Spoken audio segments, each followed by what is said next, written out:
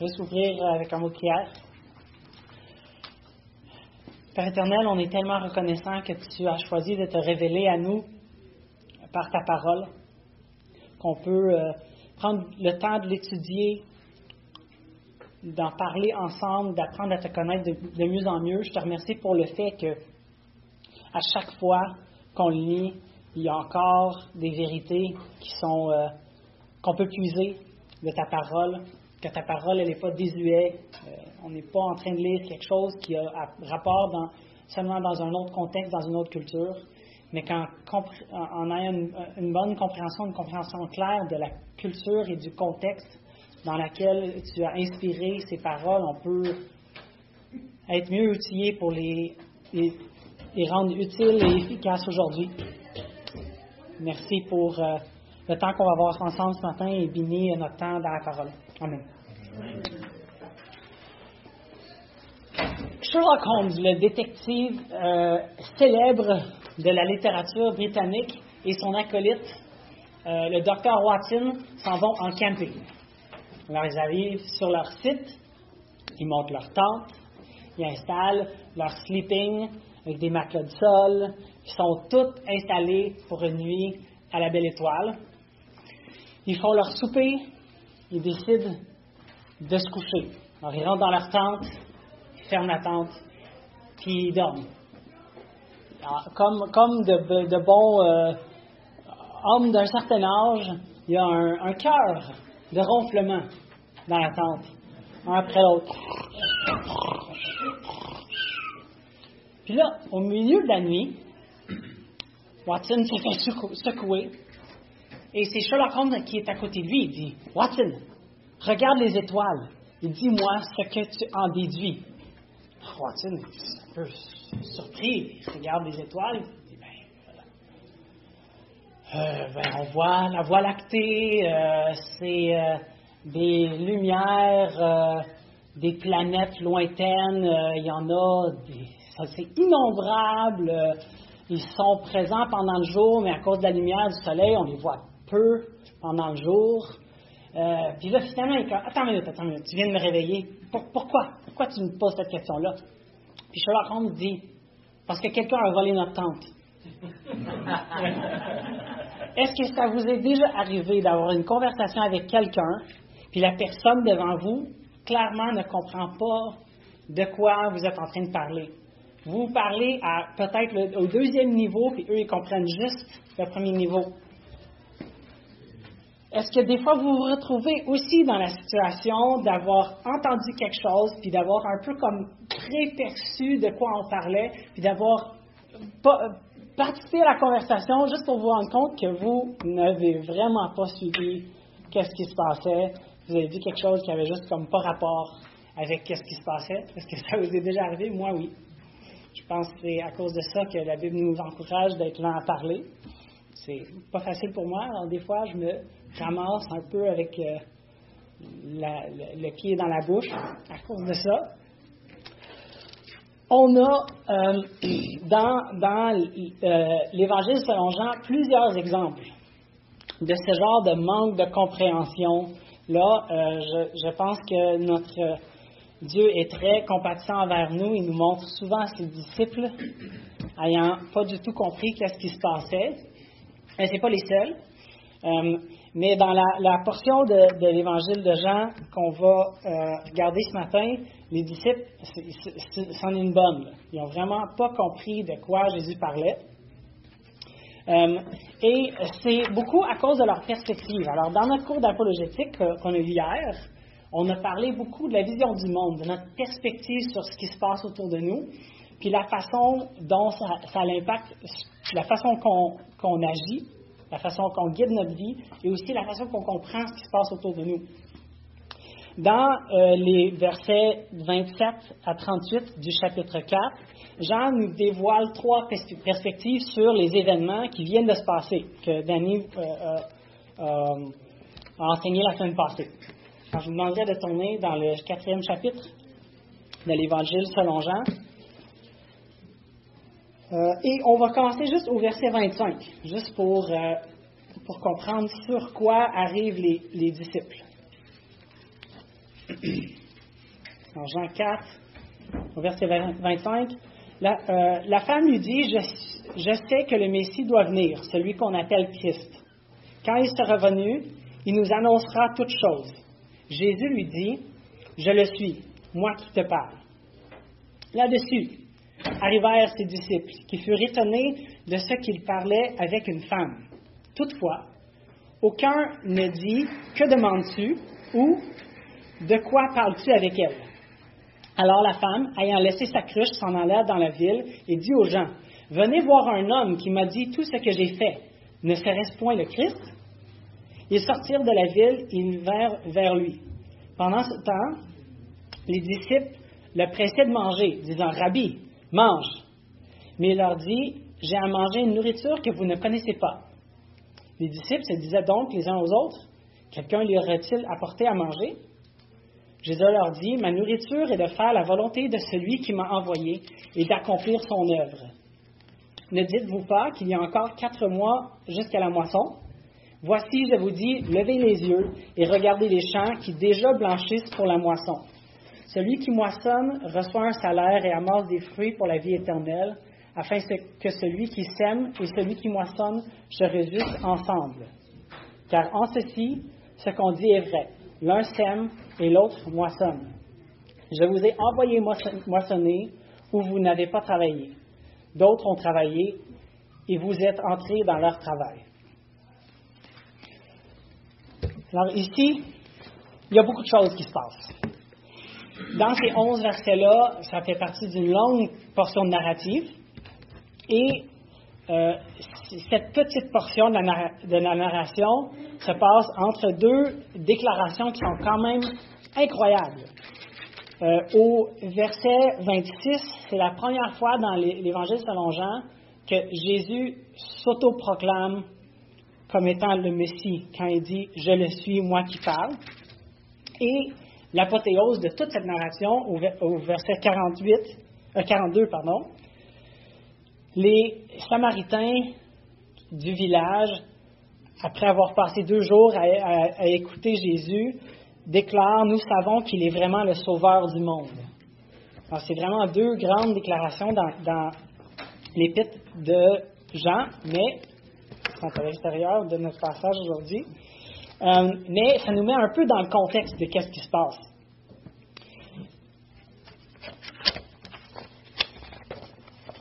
On a 3 perspectives ici dans ce passage.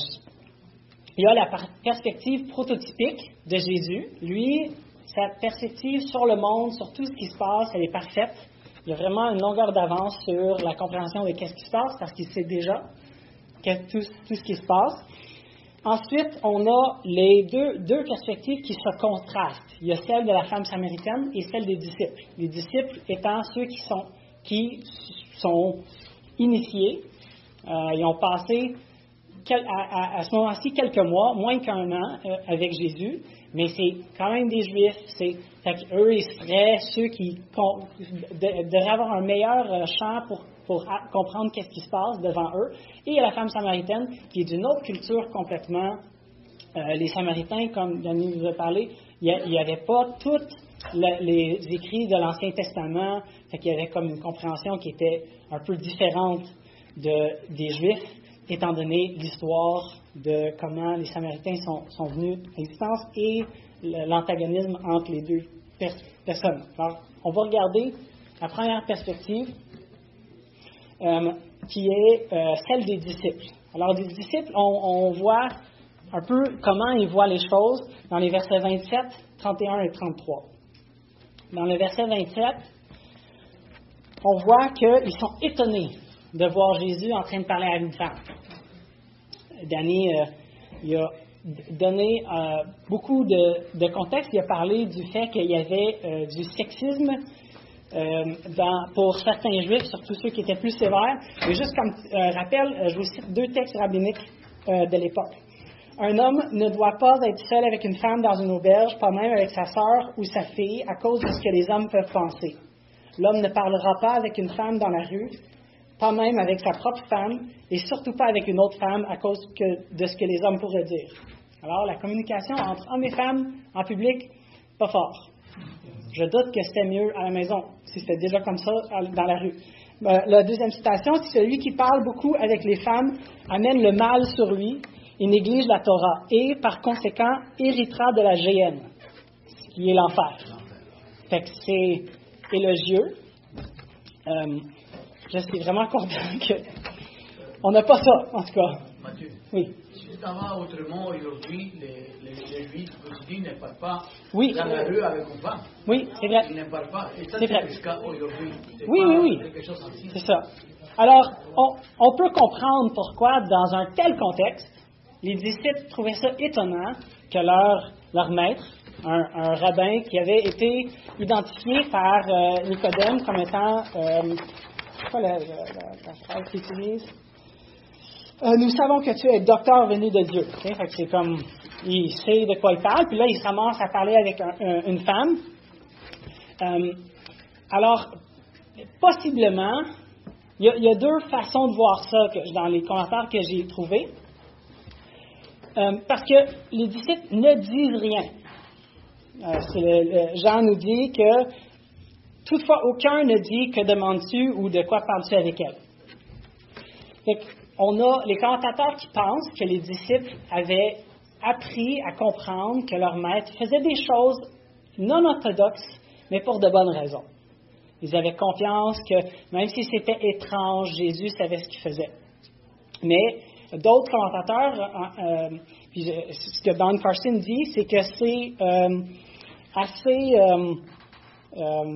c'est sentimental un peu de penser ça, parce qu'on sait, puis pas longtemps après, les disciples, ils démontrent pas vraiment une très bonne compréhension de qu'est-ce qui se passe, et même des fois, ils reprennent Jésus pour les choses qu'il fait. Alors, c'est probablement plus, ils n'ont pas répondu parce que, en tout cas, je pense, parce que ils ne voulaient pas, eux non plus, aussi parler à une femme, alors ils ne lui ont pas demandé de questions, parce que ça, c'était mal vu. Et aussi, ça leur était honteux de reprendre son maître, surtout devant une femme. Alors, ils ont comme marché un peu sur les œufs. Puis là, tout de suite après, ben là, il y a d'autres choses. Il y a la question de est-ce qu'il a mangé finalement, fait qu'ils passent à autre chose. Puis ils sont peut-être un peu comme, OK, ça c'était un peu étrange, mais passons à autre chose. Et on voit que là, tout de suite après, ils pressent Jésus pour qu'il mange. Parce que, comme Danny a expliqué, ils ont passé plusieurs heures à marcher. Il faisait chaud. Il avait certainement brûlé des calories, plus que quand on est à l'air climatisé dans notre auto. Là. Fait qu'il avait faim, il avait soif. Alors, eux, ils sont comme, OK, on ne sait pas qu'est-ce qui se passait là, mais on prend soin de notre maître. Ils veulent quand même servir leur maître. Ils veulent être de bons disciples. Mais, là, ils sont déçus. Là, ils ont passé du temps à se trouver de la nourriture eux aussi. Sans doute, ils étaient fatigués, ils avaient faim. Puis là, ils apprennent, Jésus leur informe qu'il a déjà mangé. Là, ils sont comme, mais pourquoi tout ça, ça tourne mal? Les disciples se disaient donc, les uns aux autres, quelqu'un lui aurait-il apporté à manger? Ça aurait des actes, leur projet d'après-midi. Ils se ramassent en Samarie, ils reviennent, leur maître est en train de faire quelque chose qui est peut-être douteux, et là, il a déjà mangé. Et non seulement il aurait déjà mangé, selon ce qu'ils ont compris, mais il aurait peut-être mangé de la nourriture préparée et servie sur de la vaisselle samaritaine. Une loi rabbinique qui a été codifiée pas longtemps après la période où Jésus faisait son ministère, dit ceci. Les femmes samaritaines sont menstruées depuis leur naissance. Alors, ils sont dans un état de souillure permanente. Alors, il ne faut pas toucher les choses samaritaines. Fait que ça serait inconcevable pour eux de penser manger avec des ustensiles et même de boire avec la cruche de la femme samaritaine. Fait que pour eux, c'était comme, on est passé par ici, là on est dans le trouble, tout le monde est peut-être souillé, il faut qu'on sorte d'ici le plus rapidement possible. Fait qu'ils sont vraiment, leur perspective sur tout ça, c'est vraiment le malaise. Les disciples sont malaisés. Ils cherchent à être de bons serviteurs en formation de Jésus, mais leur maître, ses comportements les déçoivent. Ils sont, leur pause déjeuner n'a pas été plaisant. Et ils ne comprennent pas du tout qu'est-ce que Jésus fait. La Samaritaine, elle, sa perspective sur ce qui vient de se passer. On a déjà regardé vraiment ce qui s'est produit entre elle et Jésus, la conversation la semaine passée, mais on voit dans le verset 28 que pour elle, sa priorité, surtout du moment, elle a changé. Parce qu'elle lâche sa cruche et va dans le village. Sa soif qu'elle avait, son besoin d'eau, probablement pas juste pour boire, mais aussi pour ce qu'elle allait faire pour la journée, est complètement sortie de la tête, elle lèche sa cruche, probablement temporairement, parce qu'elle avait quand même besoin d'eau, puis basé sur ce qu'elle dit aux gens de son village, elle prévoyait revenir. Mais non seulement elle lâche sa cruche, mais elle lâche aussi sa gêne. Il y avait de l'eau accessible plus proche du village, et elle avait non seulement choisi d'aller puiser de l'eau à midi, mais elle est allée plus loin pour probablement être certaine de rencontrer personne de son village, mais là, elle court pour parler à son village. Elle ne court pas pour rentrer, faire la porte dans l'arrière de chez elle, elle s'en va parler au village. Et elle a clairement plus honte de sa situation, parce que sans hésitation, elle dit que vous devez venir rencontrer celui qui m'a dit tout ce que j'ai jamais fait. Alors, ces gens-là qui avaient peut-être des rumeurs et qui connaissaient probablement très clairement ce qu'elle avait fait aussi, elle est en train de dire, je veux que vous venez parler à quelqu'un qui sait tout ce que j'ai fait. Si on connaît quelqu'un qui connaît nos défauts et on essaie de les cacher, généralement, on ne veut pas les introduire à tous les gens qu'on côtoie. Alors, et aussi, elle communique qu'il y a clairement quelque chose qui vaut la peine d'être investigué, parce qu'on voit que, au verset 30, ils sortirent de l'allée, les vers vers lui.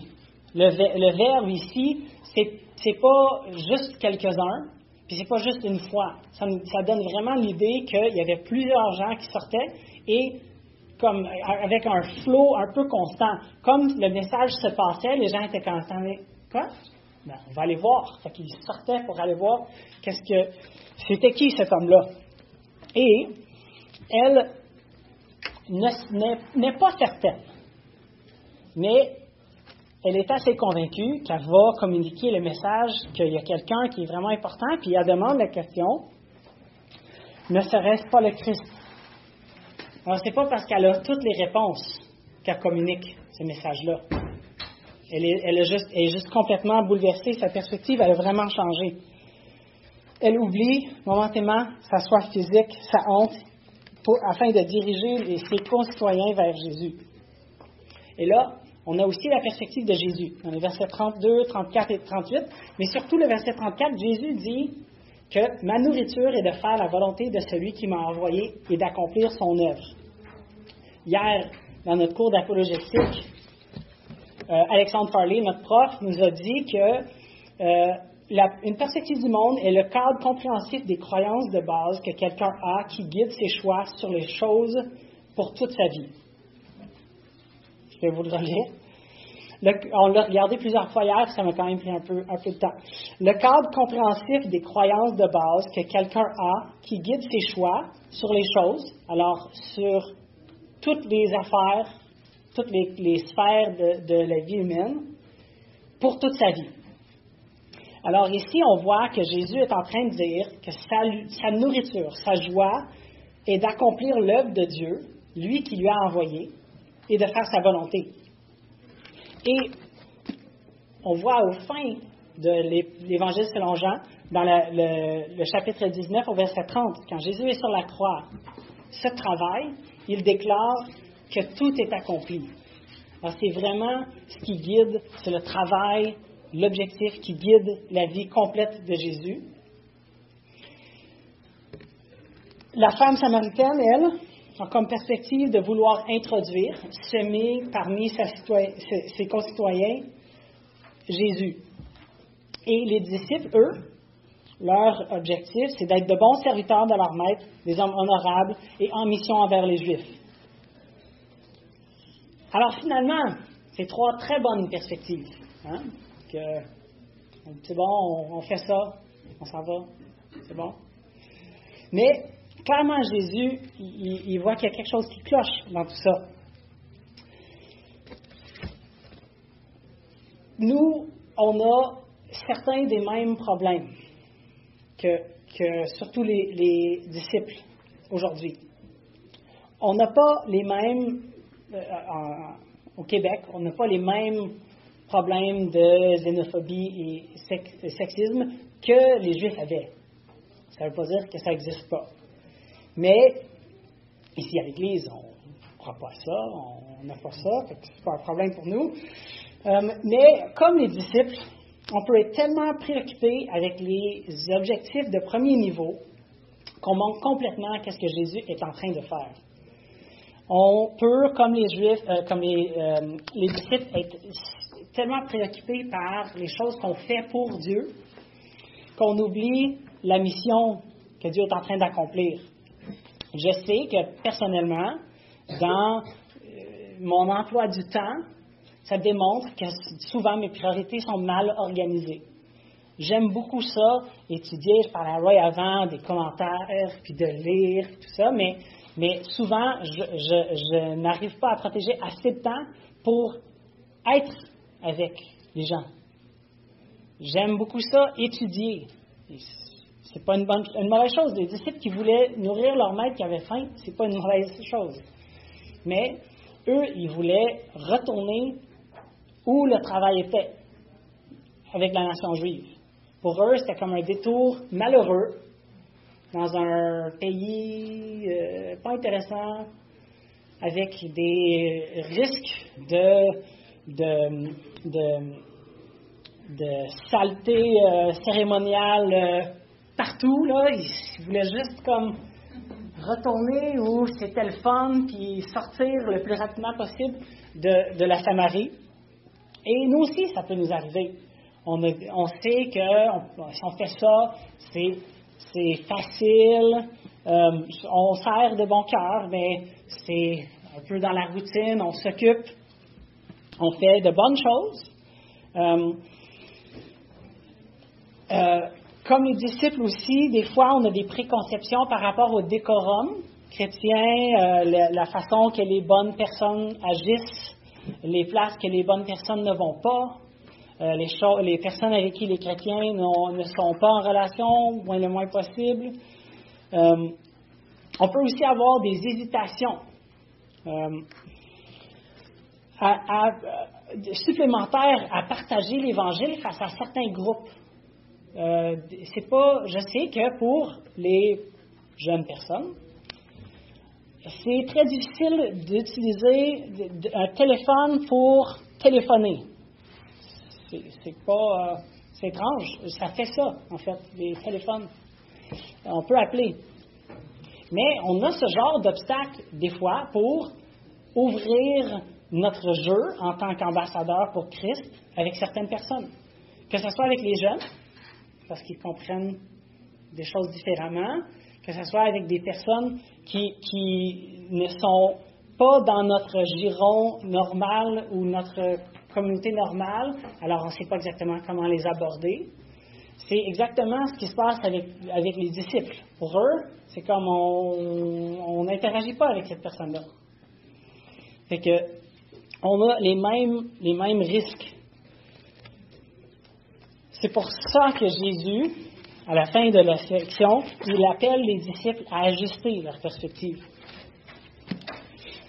Et c'est à 100% applicable pour nous, ici au Québec, en 2023. Jésus dit au verset 34, « Ma nourriture est de faire la volonté de celui qui m'a envoyé et d'accomplir son œuvre. Ne dites-vous pas qu'il y a encore 4 mois jusqu'à la moisson? Voici, je vous le dis, levez les yeux et regardez les champs, qui déjà blanchissent pour la moisson. » On a parlé de ce qui se passe, vous n'avez peut-être pas entendu parler de ça, mais à l'université à Ashbury, aux États-Unis. Il y a un réveil, il paraît, qui se passe là. On aimerait tellement ça, avoir, peut-être pas tout le monde veut 200 quelques heures de louanges en boucle, là, mais c'est ce qui se passe là-bas. C'est étonnant de voir ça. On est au Québec, on n'a pas l'habitude de ça. Mais Dieu est à l'œuvre pareil. On a vu au Congrès national de notre fellowship le nombre de conversions ahurissant en Asie, en Afrique. J'ai lu la semaine passée qu'ils estiment qu'en Afrique, dans les 2025, à peu près la moitié de la population serait chrétien. Comment c'est défini, je ne sais pas. Mais c'est incroyable. Nous, on a entendu il y a 2 semaines, la fin de semaine passée, au sommet, qu'on est encore au 1% au Québec. Puis on aimerait ça être au 2%. Ça, c'est 2 fois plus. C'est un tout petit chiffre, mais c'est 2 fois plus. Et Dieu est encore en train de sauver des gens et d'appeler des gens à lui. Max, il peut en témoigner. Là, on a de la misère un peu à faire les visites de toutes les personnes qui nous visitent à l'Église Emmanuel.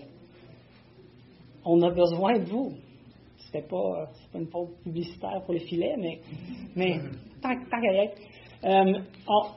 Dieu est encore en train d'appeler des gens, puis on a besoin de garder nos yeux fixés sur la moisson qui est déjà mûrie pour la récolte.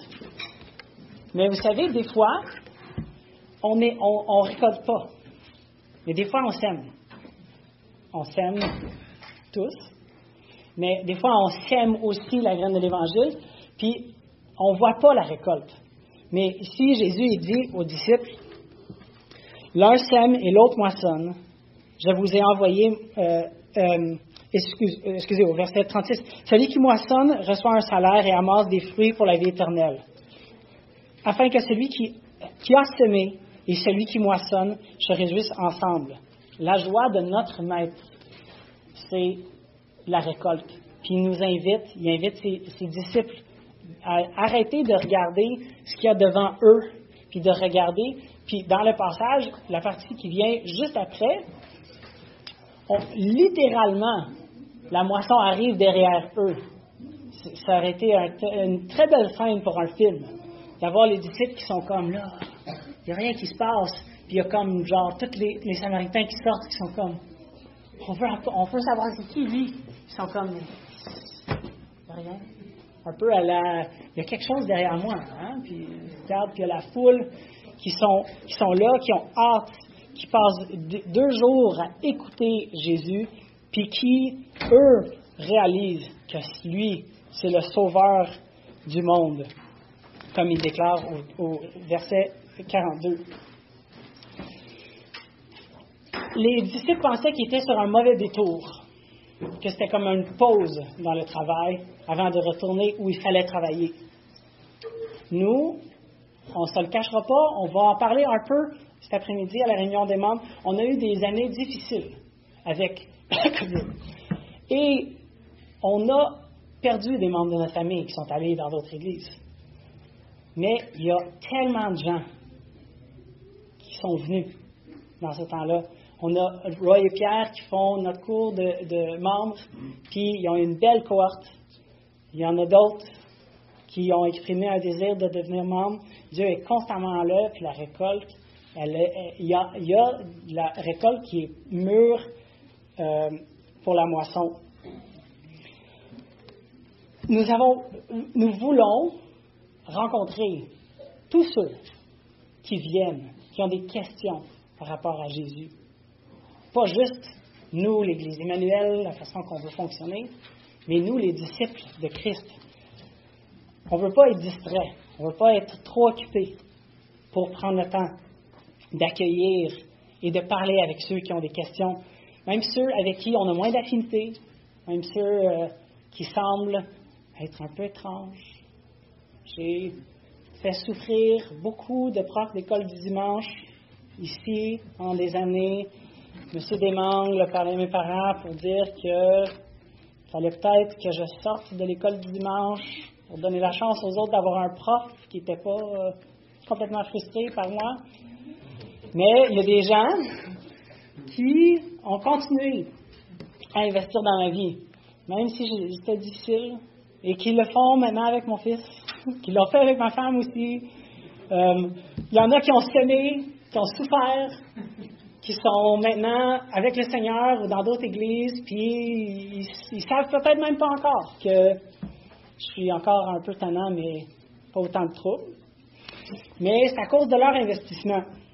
Et chacun d'entre nous, on a des histoires comme ça. Dieu a utilisé des gens dans nos vies qui n'ont peut-être pas été là tout le long. Jésus a passé 2 jours avec les Samaritains. Il est parti après. Mais on voit les fruits de cela. Et aussi, des fois, on a besoin de la perspective de la femme samaritaine. Elle n'avait pas toutes les réponses. Elle avait juste ce qu'elle connaissait les 5 premiers livres de la Bible. C'est ce qu'il y avait. Mais elle ne laisse pas le fait qu'elle n'a pas toutes les réponses. Sans doute, il y avait quelqu'un, on connaît tous quelqu'un comme ça, que tu leur dis quelque chose de simple, c'est toute l'information que j'ai. Puis ils vont te demander, OK, mais pourquoi? OK, mais qui a dit ça? Pourquoi tu penses ça? Puis c'est comme, OK, je veux juste te dire, OK, tu peux aller lui demander lui. Elle n'avait pas toutes les réponses, mais elle allait quand même parler, témoigner de qui elle avait vu. Le champ missionnaire ne se limite pas aux Juifs pour les disciples. Jésus, ici, est en train d'ouvrir le champ missionnaire. Nous aussi, notre champ missionnaire n'est pas juste ceux qui décident de venir ici à l'Église ou qui répondent à Aujourd'hui l'espoir ou l'heure de la bonne nouvelle. Vous êtes en permanence sur le champ missionnaire, que ce soit au travail, à l'école, dans toutes nos activités. Il faut travailler fidèlement pour s'aimer ou pour récolter. Et il faut que nos yeux soient fixés sur la moisson qui est déjà mûre pour les récoltes, pour qu'on puisse avoir la joie de notre Maître dans tout ce qu'on fait, dans toutes nos activités. Puis, pour conclure, je voulais un peu ouvrir la conversation, de parler s'il y a des témoignages que vous voulez donner de ceux qui ont s'aimé, ou de moments où vous avez rencontré quelqu'un puis que vous avez réalisé, wow, OK, Dieu il a tellement déjà fait des choses ici. Là, vous avez eu la joie de récolter. Juste court, là, mais un peu pour qu'on s'encourage à rester, avoir les perspectives sur la joie d'être en mission avec la perspective que Jésus a de faire ce que son Père, celui qui l'a envoyé, lui demande de faire. Il y a peut-être des personnes qui ont comme fait des cours de membres, qui ont vu des affaires, ou dans les visites. Je peux parler de certaines personnes qui m'ont influencé. Au début, ici, quand j'étais ici, François, ont été un exemple saisissant pour notre famille. Puis ensuite, Léo Marley, qui malheureusement ne sont plus avec nous. Et puis, plus récemment, il y a des personnes qui m'ont donné un mandat et qui ont cru en moi, qui m'ont demandé d'enseigner le gouvernement, par exemple, Benoît Brilotte, qui m'avait fait la demande il y a quelques années. C'est une très belle marque de confiance. Est-ce qu'il t'a demandé parce que tu as toutes les réponses? Je n'ai pas toutes les réponses, mais je sais où trouver. Oui. C'est comme la femme samaritaine a dit, don't ask me. Mais il est là-bas, là. Il est juste allé le voir. Oui, merci. pense qu'une des personnes qui a peut-être eu le plus grande influence ici, sans le savoir, c'était M. Phillips, mon grand-père. Lui, quand je l'ai connu, il commençait l'Église antique et c'était un homme qui avait un désir d'aller chercher les perdus. Les églises, dans ce temps-là, c'était toutes ces églises de 20-30 personnes. C'est pas des églises. Puis, tout le long, souvent, il me chuchotait des choses. Je me souviens un peu un cours de Sembec, c'est M. Phillips qui le donnait. Moi, Christian, on a été vraiment bénis par ton grand-père, justement, parce qu'il nous a mis la parole devant nous. Comment le lire, comment le comprendre, comment l'appliquer dans nos vies. Ça prend quelqu'un qui est prêt à faire ça toute sa vie pour en produire un fruit comme nos églises aujourd'hui. Vous avez une question? Nous sommes tous, je pense, ici le résultat de la prédication de quelqu'un. Peu importe si nous avons vu une fois ou 10 fois. Si on se met à penser, et on est le résultat des prédications des gens qui ne connaissaient pas trop. La femme samaritaine, comme femme, selon le contexte que notre frère nous a dit, elle n'était pas instruite. Mais ça, ce n'est pas un empêchement pour prêcher l'évangile. Il y a des gens qui disent, je ne connais pas trop l'évangile, je n'aime pas prêcher parce que je ne sais pas trop de la Bible. Mais ils ont tout, parce qu'ils ont Christ dans leur cœur. Ils ont le nécessaire pour commencer à prêcher. Et on est le résultat de ces personnes-là qui nous ont prêché l'évangile. Absolument. Moi, j'ai beaucoup le sentiment de ne pas encore être prêt, de ne pas savoir assez, de vouloir lire, de commander un autre livre, puis de le lire avant. Puis c'est bien. On veut absolument connaître notre maître. Alors, il faut qu'on lise la parole de Dieu. C'est essentiel. Mais on n'est pas tenu d'avoir toutes les réponses à toutes les questions. Notre cours d'apologétique, là, j'ai lu un des livres, là, il y a un bref survol des objections communes dans notre société nord-américaine, séculier, capitaliste, tout ça, là. Puis c'est des réponses, ça ne change plus jamais, là. Tu peux pas te promener avec un dictionnaire de toutes les réponses. Puis on a vu un tableau hier qui parle de la vision du monde. Tu ne peux pas avoir ton flow chart. OK, tu poses une question, OK, oui. OK, pose une autre question. OK, non. On ne peut pas faire ça. On ne peut pas avoir toutes les réponses. J'y étais au cours hier en regardant ce flow chart-là de toutes les visions du monde. Je pense que j'ai pogné le labyrinthe. Absolument. Là, OK, là, ils pensent que Dieu est comme ça. Fait que ça veut dire qu'ils pensent de même. Puis là, ils pensent, là, on finirait plus. De toute façon, les gens n'aimeraient pas ça. C'est une conversation de même. Non. Mais on sait vers qui les pointer, qui a toutes les réponses. Et finalement, c'est le Saint-Esprit qui convainc le monde de justice, péché et jugement. Alors, finalement, ce n'est pas nous. Exactement. C'est le Saint-Esprit qui fait son œuvre. Merci Seigneur. Oh, ouais. Ça. Mais il choisit de travailler à travers nous. C'est ce qu'il est en train de dire. Jésus avait clairement pas besoin des disciples. S'il y avait un évangéliste, un missionnaire qui n'avait pas besoin de son équipe, c'était Jésus.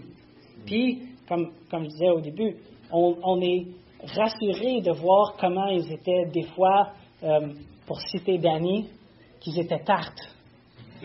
Des fois, c'est rassurant de savoir que même à la fin, Pierre est comme « Wouhou! Viva la révolution! » Mais Jésus est comme « C'est pas ça, ça fait 3 ans que j'avais ça, je n'ai pas compris. » Mais il nous demande quand même de travailler dans la moisson. C'est un privilège de pouvoir être ambassadeur de Christ, mais ça demande qu'on garde nos yeux fixés sur la moisson, qu'on soit prêt. C'est ça. Dieu n'a jamais voulu qu'on nous ayons toutes les réponses non plus. Dans Deutéronome, mes versets préférés, chapitre 29. Les choses cachées sont à l'Éternel, notre Dieu. Les choses révélées sont à nous et à nos enfants à perpétuité, afin que nous mettions en pratique toutes les paroles de cette loi. D'accord. Et puis, beaucoup d'autres passages que je pourrais citer aussi. Dieu est tellement plus immense que le 10 mètres cubes de matière grise ici. Ouais. Ouais. On connaît probablement aussi tous quelqu'un qui fait quelque chose. Ah, c'est quoi que tu fais encore? Puis il nous explique, puis on est comme, j'ai rien compris. Moi, j'ai un cousin qui doctorat en biochimie, là, puis il m'explique ce qu'il fait avec des protéines puis des microscopes. Aucune idée. Mais si je suis même pas capable de comprendre ça, oublions. Essayer de tout tenir l'immensité de la sagesse de Dieu. Mais c'est pour ça qu'on est tellement... C'est tellement rassurant de savoir que c'est lui qui est responsable de ça, c'est lui qui sauve.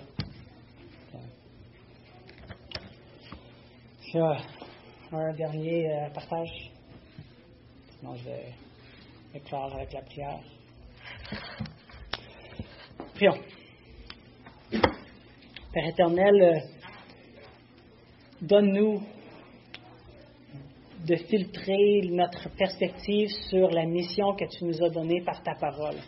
Qu'on puisse toujours être en mouvement, en mission et avec les perspectives au bon endroit pour la moisson à laquelle tu nous appelles. Que ce soit ici, que tu nous appelles à être des missionnaires ailleurs, qu'on ait une perspective qui vient d'ailleurs, qui nous donne une sensibilité pour comprendre ceux qui ont aussi un arrière-plan qui est similaire à la nôtre. Seigneur, je te prie que tu puisses nous utiliser pour travailler dans ta moisson, qu'on soit appelé à semer ou à récolter avec autant de fidélité, ayant la même perspective sur notre raison d'être, sur ce qui guide notre vie que tu avais. Et aussi, merci pour le fait que tu es miséricordieux et que tu pardonnes. Combien de fois j'ai hésité de parler de toi pour plein de raisons, des pressions de culture, des choses que je croyais par rapport à moi-même, comme si je devais avoir toutes les réponses avant de parler, que la qualité de ma présentation de la route romaine était ce qui allait sauver la personne devant moi.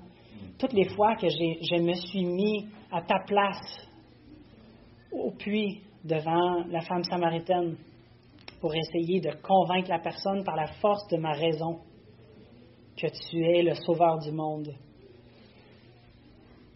Quel réconfort de reconnaître que les disciples étaient là pour la récolte de ce petit village en Samarie, même s'ils avaient aucunement compris le moment où tu as semé avec la femme samaritaine. Et que des fois, tu nous donnes le privilège de récolter malgré notre ignorance, malgré notre incapacité de formuler de belles phrases. Merci que c'est toi qui sauves et merci que tu sauves encore aujourd'hui, que tu as encore plus le cœur pour les perdus que nous, que tu aimes encore plus les Québécois que nous, que tu aimes l'arrondissement de Pierrefonds, que tu aimes l'ouest de l'île encore plus que nous, et que tu nous aimes, nous qui sommes membres et adhérents de l'Église Emmanuel, plus que nous aimons entre nous.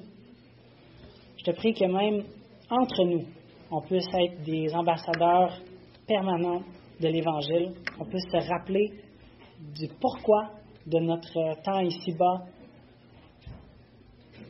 et que tout ça soit pour ta gloire, que tu sois élevé dans notre culture